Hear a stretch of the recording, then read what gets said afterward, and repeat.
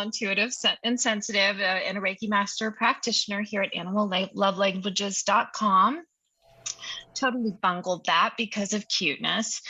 And we have Miss Judy Ramsey with us today from judyramsey.net. And we are talking about all things animal communication. What is it?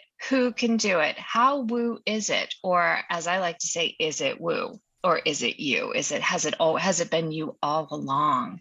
And we talk about how we get started in animal communication, sharing inspiring stories from amazing practitioners around the world, and introducing you to folks from all walks of life who absolutely adore animals. Now, I know if you've chosen Let's Talk to Animals instead of one of the many other wonderful book club or Get Fit Fast or whatever it is, or How to Scratch Your Cockatiel's Neck Feathers, we know that you're interested in animal communication. And I just want to say thank you. Thank you for your time. Thank you for your heart for animals. And thank you for choosing to listen with us today and to watch with us today. So we have Judy Ramsey here today. And Judy, I just first want to stop talking for a minute and say welcome.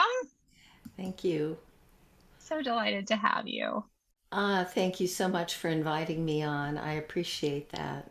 Yes, absolutely. And so we are going to be delving into two really intriguing topics today. The first is going to be telepathic animal communication, and then Judy also works in shamanic healing. And so we're going to be talking about both of those pathways. But Judy, as I shared with you a little bit before we got started today, because we have so many people who listen who are so interested in maybe exploring whether animal communication is already happening for them, and they are just getting a subtle hunch that it's happening, or wondering if it's something that could happen for them, or intuitive pet parents who wonder how it can help them and their animals. And so I always like to invite Let's Talk to Animals guests to rewind us a bit, take us back to kind of when your story began, and share a little bit about how you discovered this, what it's like for you, and how you came to be doing the important work that you're doing today.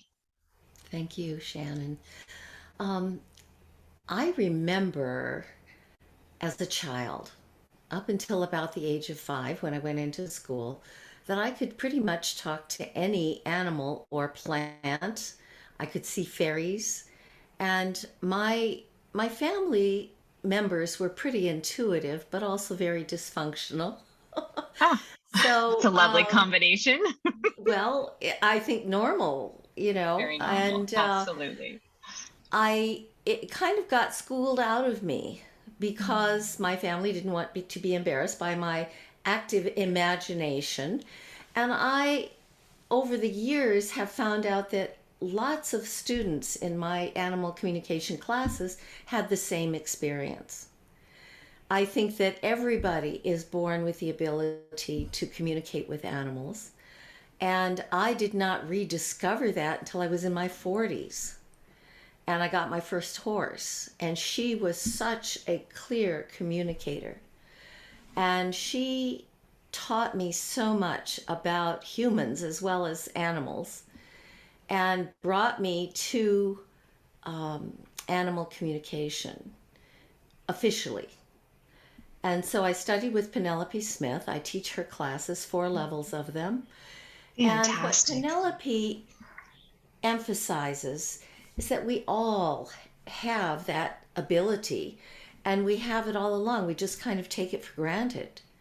But we've all had amazing experiences where we have understood exactly what an animal wanted, or that an animal understood what we wanted from them, and it was a surprise and a delight. You know, we've all had experiences where we were impressed by an animal, or we were guided by an animal without even asking. And those of us who've had pets throughout our lives know very well that that communication can be very, very clear. And what's standing in the way is the human mind, the monkey mind that likes to be so busy, and all we really have to do is be still enough to be able to hear what they're saying. We can communicate to them and they understand every word we say because they are linked to our minds and to our spirits as well through our hearts. Your animal knows exactly what you're thinking, so be careful about what you think. But I it's how they love tell that. we're coming home. It's how they tell when we're upset. It's how they tell when we need support or when we need some fun, when we need to play. Yeah. Absolutely. Absolutely. I love so much what you're sharing. And I love that you highlighted it's how the animals know when we're coming home. Mm-hmm. There's a book, and I'm sure you've read it. It's by Dr. Rupert Sheldrake called How Dogs Know when their owners, when their people are coming home. But it's not just, I wish he had expanded this study because it's not just dogs. My parrot, Pearl, whom you met earlier, who's preening on my knee right now, he absolutely knows when I'm coming home. And in fact, when I pull up in front of the house, even though he's in the back and he can't see me, I can hear him shrieking because he knows I'm home. And this is something, it's so easy to assume that, it's just, there's been all these scientific studies about dogs' facial features have literally changed over the centuries so that they can do puppy dog eyes because their genetics has learned that that's a very effective expression to get something that they want from their humans or to get out of trouble that they've created. But that doesn't mean that our cats and our horses and our turtles and our birds don't have these same deep intuitive bonds with us. It's a bond that we share with all of life. And that's one of the reasons I wanted to invite you on Let's Talk to Animals, because it feels like in your work, you've taken it a step deeper, even by including the shamanic aspect, because it really, I'm part, we're not really sure. We've done all kinds of genealogy and tracing our ancestry, and we're still not totally sure what tribe, but I'm part American Indian on my father's side. So there is something in me that's always just been fascinated by those roots that I can feel and yet have not found a way to really express to date. And so I am fascinated by, of course, we have the telepathic piece and we have the shamanic piece. And I'd love for you to just, because I don't even really technically know what questions to ask you, I'd love for you to share from your heart how those two pieces fit together and what made it feel like a really good twin pathway, or a really good fit for the work that you want to do with animals and their people in the world. Sure, I'd be happy to. First of all, every one of us comes from cultures that had a shamanic root.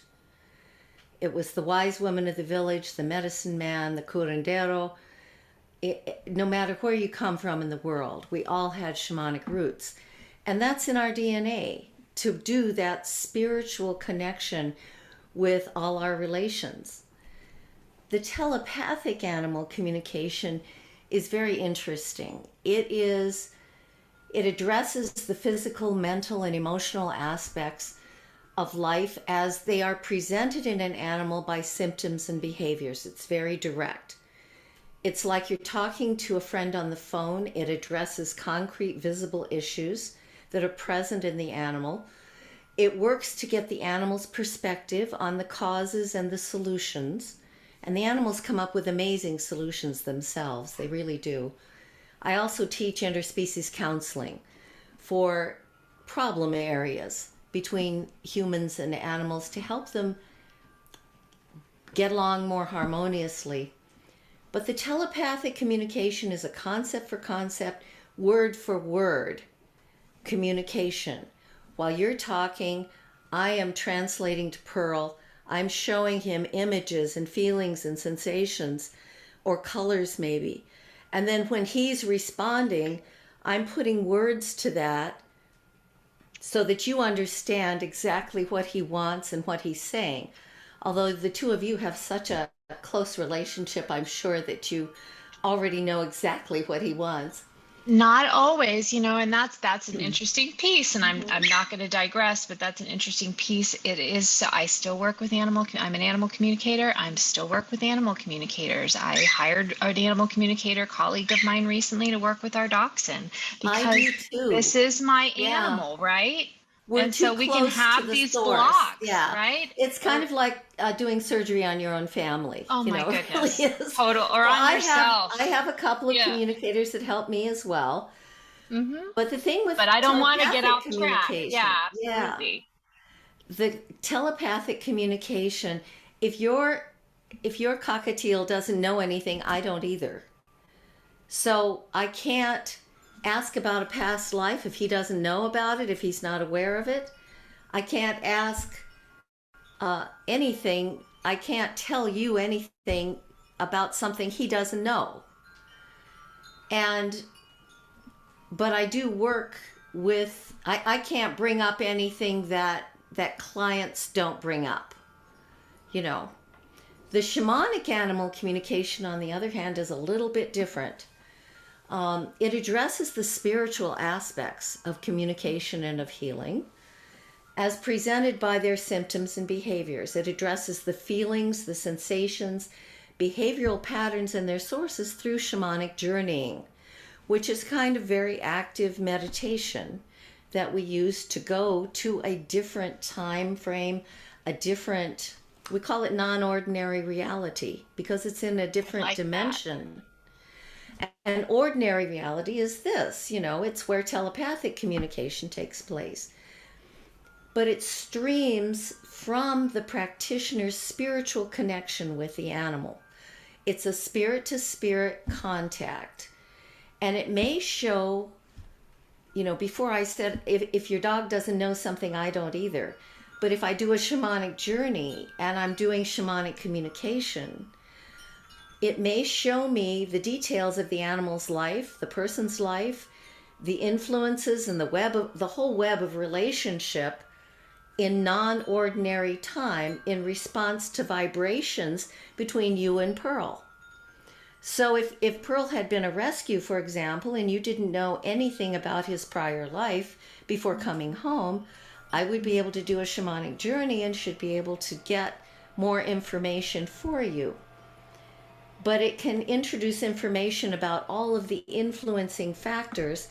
It's not a direct communication per se with the animal, but it is a direct connection, almost as though you are witnessing what has happened to that particular spirit. And so it's a big difference. They both follow a code of ethics. They both work to support veterinary care. And I work with a number of holistic veterinarians for that purpose. They discover feelings, motivations, reasons, and solutions from the animal's point of view. They both facilitate and mediate problem solving, and they both restore balance between the animal and the person. And I found out about the shamanic animal healing. I had been bucked off my horse. This was some Oh, years wow. ago. Broke my back. I was in a body brace for 4 months and couldn't do anything but sit and stare. Beauty. And that's kind of what Oh it my takes to keep me goodness. still. Yeah. And I couldn't do anything. And every morning, what I did was I went online and I took a class, me and the dog. I would first communicate with the animals, off the front porch, just telepathically, the birds, the rabbits, and whoever else was there. And what I found in exploring was I just totally by accident happened on Carla Mesky, who is a shamanic practitioner that works with animals. And at the time, she had a year-long program. I had never been exposed to anything shamanic. And I was like in my late 40s. And I was actually in my 50s by then, yes. And I was so fascinated by that. And she taught me everything I know as a foundation about shamanic work. And she applied it to animals. That was her specialty. it still is. She has a wonderful program of learning how to communicate with animals shamanically, and also doing shamanic animal healing. And then she's got all kinds of fascinating classes, like working with dragons and fairies and all kinds of It's things. quite fascinating.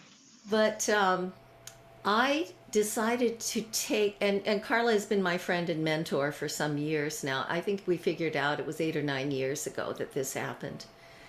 And so what I decided to do is to do both. And I was doing shamanic healing for humans and the animal communication, but I was also doing shamanic healing for animals. And I thought, it would save me a lot of time and money if I could combine them, because when you start to market yourself as a professional person, to go in two different directions is just not efficient, I hear And you. I've been doing the shamanic communication with the animals, and I found a way to combine them, to go deeper with them, going a little bit differently than where Carla had gone. And so now I have 2 levels of shamanic healing for animals classes. I have a shamanic animal communication class, and I teach Sandra Ingerman's shamanic classes. I'm one of her instructors. And so I teach it for humans as well. And it's just been wonderful. It really has opened up so much for me personally in terms of spiritual expansion and just in terms of service. I'm able to serve so many more people. And I'm just so grateful to be on this path. I really am. Yes, sometimes it can feel challenging with what you're sharing, like the business side and the marketing side and the positioning side and the let's not make us crazy with extra work side, because I want to have a life too, and share time with our own animals, and just seeking that balance. But it feels like the balance can't be found until we remember that we are more than our to-do list, which is such a huge challenge that I would say most of us have, whether we realize it or not. And even just taking the to-do list and taking a look at it and going, wait, is this even something that I need to do or want to do? Am I focusing where my soul is leading me? And Exactly. it feels like, as I'm listening to you, I'm realizing that I've had plenty of shamanic work done on me over the years, as I had a whole previous life, and when I was recovering from an eating disorder and worked in a different field, et cetera, et cetera. So but it wasn't necessarily called shamanic. It feels like that word is just beginning to re-emerge I think so into. too. Yeah. Mhm, And mhm. the challenge for both animal communication and shamanic work has been to present it as a normal kind of thing. It's a real challenge to pick the wording. Both Sandra Ingerman and Penelope Smith are very grounded, down to earth people that have really pioneered how should I word this? Making those things ordinary, making them undramatic and matter of fact. Well, of course, your animals want to communicate with you. You have experienced that your entire life, Or shamanically, of course, your animals have a spirit.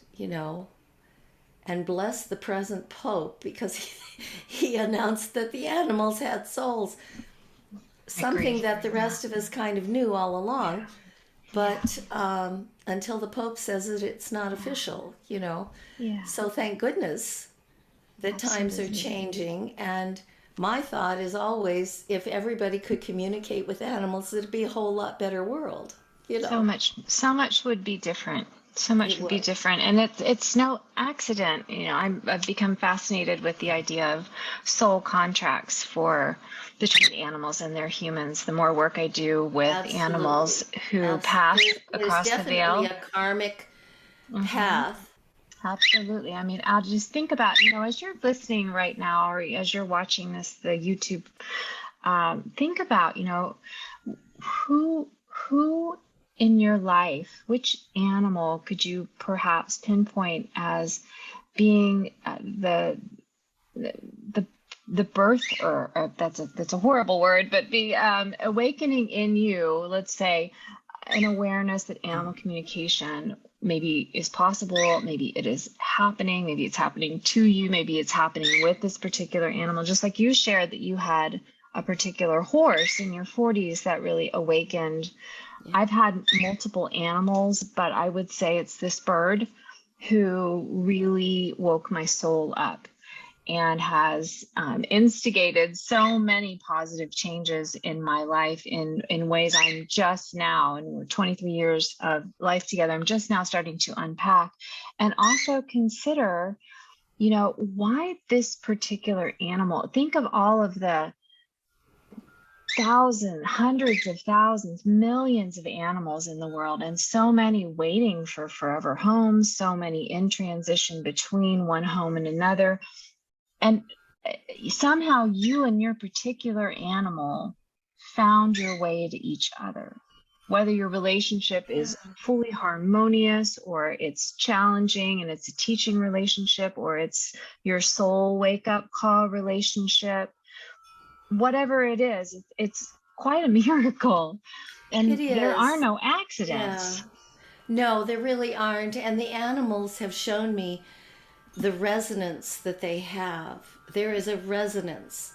And a lot of times when I have an animal and human client, they have been through very similar experiences, and the human doesn't realize that. But that there is a resonance and a vibration that brings them together no matter how far apart they are. I have a client who's a woman with a new horse, and she was really doubting whether she was good enough for this horse. And the horse is an amazing Yes. horse. She is in the Midwest. The horse was in Texas. And when she said maybe I should pass this horse along to another person, I said no, no. That horse would not even have gotten in the trailer before it even left Texas if it was not meant to be with you. Even with that distance, they know. They can feel into it. I like to take the advanced animal communication students to zoos and to communicate with the different levels of the individual animal, the species, and the group at the entire zoo. There are different levels of the communication. And the vibration that they give to the people that are visiting that zoo is amazing, most of whom don't realize that they're receiving help from the animals. It's pretty remarkable to think about,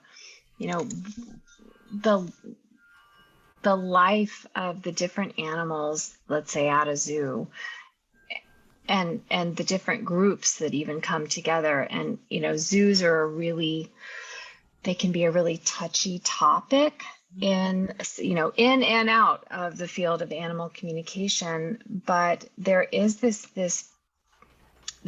inner sense that I've always carried, that the animals that are at the zoos, I'm trying to think of how to word this, they're servants for their species. Mm-hmm. And Yeah. are And they're educators. stepping up to the plate as ambassadors, as educators. One of my good friends is he's right up at the top of the herpetology department at our Houston Zoo, and we had a long conversation about this one day, and the abilities that zoos offered to him and his wife to go and do research and go and help endangered species groups in other parts of the world, and the philanthropy that happens behind the scenes.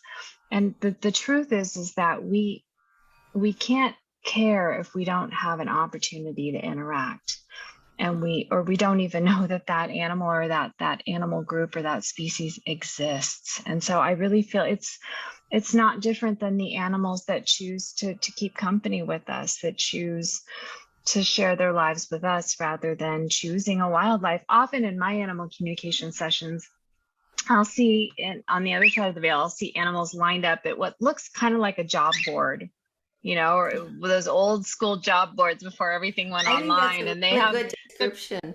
Yeah. Right. Or like even like the old school, like online dating or whatever, before online dating, and you have a picture and then like a little job description and, what the person wants, what the person needs. And animals are all clustered at that board, looking at it going, all the different positions going, oh, that's a perfect fit for me. I want, and pulling their that's just the vision I get. It always makes me smile because it reminds me that our animals have free will too. They have a choice too, and they have, I would say, a richer inner life than we do because they're so aware of it. I always tell my clients, communication does not equal compliance. If it's a behavior problem, they have free will. They will be outside the box if that's what they want to do. The best we can do is find out why they're doing it from their perspective and to let them know how it makes their person feel. And most of them choose to comply, but I can't guarantee compliance. No, we don't fix. I had a conversation last night with my students about that. And, it's not that we learn how to create accurate, clear questions and share accurate, clear information with an animal, and then they're fixed. I actually was at a charity event last month. I had a booth, and a woman walked up to me with a Great Dane and a bunch of her human friends, and she stopped in front of my booth and she said, "Can you fix my dog?" And I was like thinking to myself, I think your dog's fine. It's not the dog that needs, so I just politely handed her a card and was like, you call me when you're ready. But it's like, well, and you bring up a really good point too, because when I do a shamanic journey for healing the animal, I give people a recording of it that's done separately from the communication. And I can't tell you how many people say, I think I got a healing from that journey too. Oh, beautiful. And so it works for everybody who hears it. It does. And that animal brings in the vibrations for healing their person as well as for themselves. And I love that you highlighted that, because I have found over the years, not just for me personally and my family, but with my animals, that there's nothing more powerful than love of an animal to motivate us to really stretch outside our comfort zones and try things and do things that we would never consider. And this is this kind of the delicate balance between, just learning about animal communication, maybe occasionally dabbling in it, versus wanting to hang out a shingle and go pro, which is a very lightweight way of explaining what we do. But it's like we need to be in integrity with, okay, if I'm, willing to give this much to my animal, if I'm willing to invest in all of these ways, these different facets of, healing their soul, their soul karma, their physical body, emotional body, mental body, relational issues, I need to be investing in myself too. There needs to be a balance. And I find that so many people, they get so hot under the collar around, I can't believe you let your animal eat that cheeseburger, or my Pearl likes tea cookies every day. And yet their diet isn't so good. And so it's like we really, our animals are modeling for us how to take good care of ourselves, how to show, when we show love for ourselves. And so I love that, you have the animal communication shamanic piece, because it's something that maybe a lot of humans wouldn't necessarily offer to themselves. Mm-hmm. And maybe, and I love that your client said, you know, I think I got a healing too. And it almost feels like it was a surprise. Like, I didn't know I needed this. I didn't realize I was hurting. I didn't know. I was so worried about my animal. I was willing to invest in them, but maybe that there's a, you know, such a deep nuance where maybe the, you know, that animal part of the issue that brought that person to you for shamanic healing for the animal was about that animal knew that person needed a healing too. Absolutely. And many of my clients, after they hear the shamanic journey for their animals, they ask for a shamanic healing for themselves. Mm-hmm. That's when it really starts to come together. And the animals, even after a simple communication, they're so much closer to their person than they were before the communication. You care enough to talk to me. You care enough to listen to what I have to say. And most of the animals are extremely sensible. Everybody has different levels of skill, you know, and just like some of us are more articulate than others, that's the same with the animals. They're not all large spiritual teachers. Sometimes they just want a friend, just like any of us would, you know. Some of us are good at repairing plumbing and others don't have a clue. And it's the same thing with animals.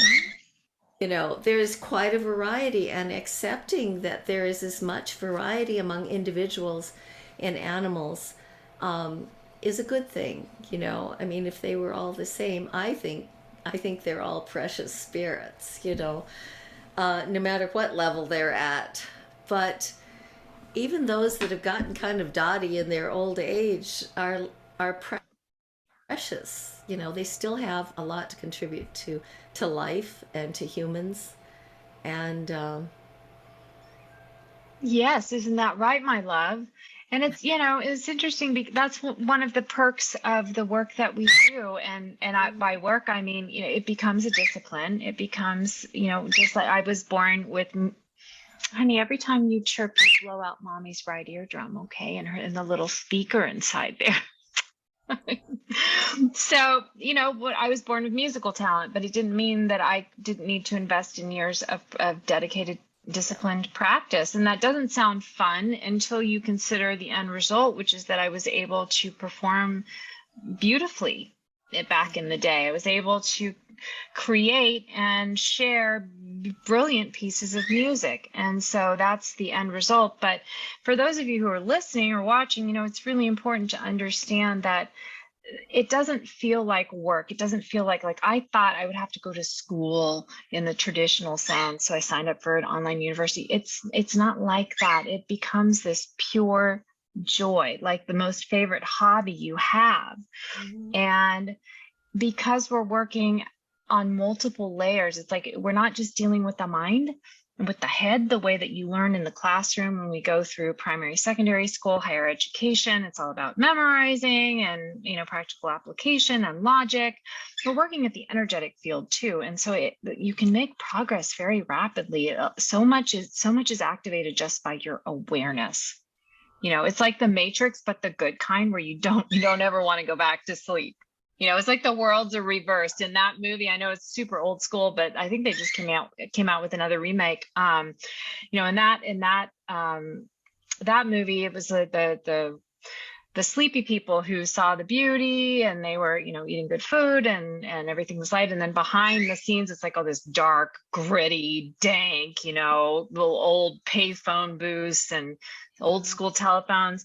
With animal communication, once you become aware of your intuitive abilities and you realize that they're shared, and you realize that you're kind of like the last of the party in a way, suddenly that's the world you're living in, is this beautiful technicolor world. It's like that the old way, you don't want to return. You don't want to go back to sleep, and truly you can't. The awareness activates so much that it's worth the price of admission, so to speak. Now we're coming kind of to the end of our time here, and you've mentioned several times that you work with different groups of students and you have different kinds of classes I as well do. as your consultation. So I would love it if you would share a little bit about, like, what would you recommend if somebody's listening to this and they're just like, where would you start them? Or and would you want to start with an animal communication session? Would you want to start with the shamanic? Like, where would you guide somebody who's not really sure what they need or what they'd like to experience first? I think that for your own animal, I have clients who just check in with their animals once a month. And it's a conversation that they both enjoy very much. And so that's a good place to start, is just checking in to see how your animal's doing. If you want to learn how to listen to your animal on a regular basis, and I say regular because sometimes you understand them, sometimes you don't, and you can't quite get all of what they want to say when they're standing in front of you just staring and whining. Mhm. And so I do teach basic animal communication, and then I go on to 3 levels of advanced animal communication that remove all the blocks that you have. It teaches you how to quiet your mind so that you're able to hear what the animals have to say. It teaches you to calm yourself and your nervous system and your Yes. spirit, and then also how to connect with the animal in various ways, and just to be in receptive mode and receive. Humans are predators. We don't receive easily, but we're after something all the time. And in order to communicate, we have to really go into receptive mode. I show you how to do that in a very fun way, using games and exercises. And then for the shamanic animal communication, you don't need to know how to do telepathic communication, but you do need to know how to journey shamanically. And my next basic journeying class for Sandra Ingerman is in July, the second weekend in July. Okay. And then after that is the shamanic animal communication. Then there's a whole series of shamanic healing for animals classes. And it just kind of telescopes from there, depending on how far do you want to go. And if you want to become a professional, I also mentor and coach you in the special way, and you would know this, Shannon, the special way that you have to market and present yourself if you are an alternative practitioner. Yes. Yep.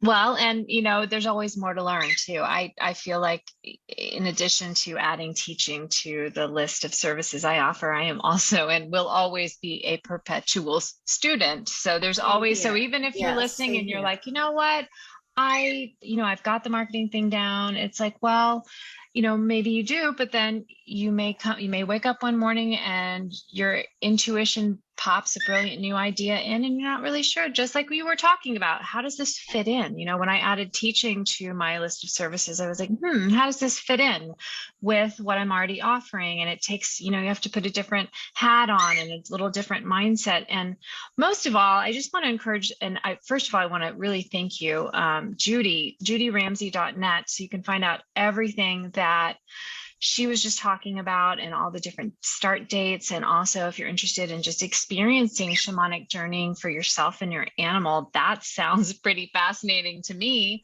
Also, I want to thank you, our beautiful listeners and viewers, for giving us your time and your attention and for sharing this adventure that we're on. If you're listening to this and you're kind of like, it's later in life, or, it's late to the party, look how many animal communicators are out there. It's like, yeah, again, I want to return you back to think about all the animals out there who have never once, exactly what you were saying, Judy, never once in their lives had somebody just stop, take a deep breath and say to them, do you have something you'd like to share? Mm-hmm. They don't have anybody to talk to and they're ready. So it's like, we'll never have enough animal communicators to meet the need for all the animals that need and want to talk in all the different places around the world. We have a struggling planet right now. We have groups, whole species of wild animals that need to share. So consider your passion. consider what makes your heart beat faster, or what stops you in your tracks and fills you with a desire to, I wish I could do something to help. This is something you can do to help. This is something special that the planet wants and needs. And we're living in a time period where we're really starting to wake up. COVID has kind of put us face to face with ourselves for an extended period of time. And we've discovered, a lot of us, that we're not quite as entertaining as we thought we were. It's time to learn how to become good company to yourself, fun to hang out with. And animal communication is a great way to occupy your mind productively, keep you out of the worry zone, keep you out of the fear zone, keep you away from the scary mass media, and put you in a space where you can start helping those you love right away, and helping yourself in really productive ways. Because all of a sudden, when you start talking with animals, you start to realize, we're not an invasive species here. We belong. We are a part of. And it feels really good to reconnect and to realize I make sense in the greater context, and I, maybe you're one of those who really wants to go to Mars. I think that's fantastic. I wouldn't mind going maybe for a brief visit, but I like it here. And I sure would like to see a world that's sustainable for us, for our animals, for our kids, kids, for generations to come. And this is a huge part of that, is repartnering with the world around us. So Judy, again, I really want to thank you for donating your time and being a part of Let's Talk to Animals. Yes, Pearl also wants to thank you by blowing out my right speaker again. I'd also love to invite you, our listeners and viewers, if you've enjoyed today's episode, please share it with a friend who loves animals. Consider studying with one of us, or scheduling a session for you and your animals. And definitely give us 5 stars or 50 stars if that's available in your area. Pearl suggests 50 feathers, but I don't think that's an option yet, my love. You can find more at animallovelanguages.com. Just click on the podcast link and it will take you to all of our wonderful guests, past, present, and upcoming. And we are grateful for your time and your attention, and look forward to welcoming you back next week with a fresh new episode of Let's Talk to Animals. Miss Judy, thank you so much once again for being a part. I hope you'll be hearing from our listeners very soon. And I look forward to keeping in touch with you as well. Thank you, Shannon. All righty. Bye for now.